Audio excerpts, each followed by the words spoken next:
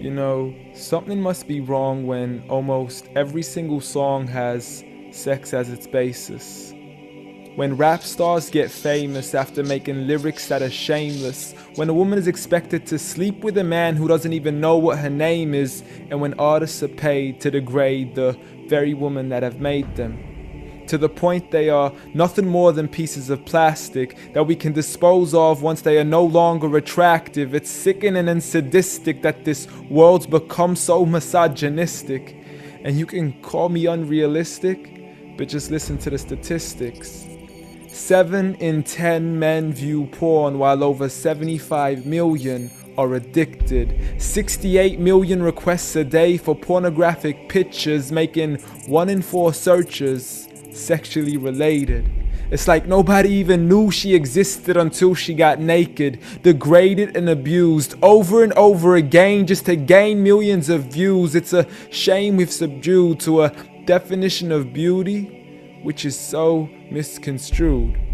As we judge each other's looks off of Facebook likes, Instagram pictures to filter off what we really look like. See, we are so obsessed with our outside, we have slowly lost sight of who we really are in real life. I mean, it's sad to see so many teens lose their self-esteem. Looking at these magazines thinking they have to look like what they see. Please, you are worth much more than a 2D image on a screen. You are a living, breathing human being. If only you knew what you really mean. Just look into your history books and begin to read of all the girls in the world who were capable to achieve, and you will surely see with certainty females like Fatima al-Fihri, who opened the first ever university, Rufaida al-Islamiyya, the first nurse to perform surgery, and Aisha bint Abi Bakr, the greatest female scholar in eternity. It's a shame you probably haven't even heard of these great female prodigies. Honestly, we don't need to give up our modesty in order to be successful. For you are worth much more than a commodity that is sexual. You have so much more potential if only you knew your worth. You could be like the greatest of all women to have walked this earth, like Mary, the mother of Jesus, chosen by Allah to be an example for the believers, a woman who stood strong even when she was abused, falsely accused and ridiculed for things she'd never ever do, so it didn't really matter when there was nobody else beside her, for she knew that God was Ar-Razzaq and her ultimate provider, and she had a trust in Him alone.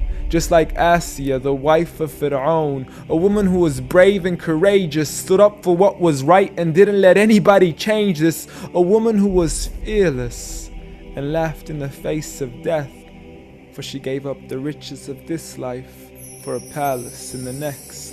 Next up, Khadija, the mother of the believers, a wealthy merchant who had nurtured the Prophet for over 25 years, his first wife, the love of his life, and the mother of his kids. She was the first to believe in him when nobody else ever did. She just is, beyond any words that can make you understand. So much so that even Allah sent her His salam. She was grand and Allah assured her, just like her daughter, Fatima, the master of all women in paradise, a woman who would shine so bright she was nicknamed as Zahra, the splendid one with the most generous of hearts, a woman who gave up so much of her food she had no choice but to fast. She would fight on behalf of her father even as a little girl. And such are the examples of the greatest woman in the entire world. And it had nothing to do with how they looked, but for who they truly were. So ignore the standard of success defined by society, when God has said that the best of mankind are those who have piety, regardless of your shape, your color, or your race. For God does not look at your bodies, nor does He look at your face. Rather, He looks towards your heart and checks your faith. So at the end of the day, it doesn't matter what the people say or who they think you are, when you could be like the greatest of all women in the eyes of Allah. The greatest woman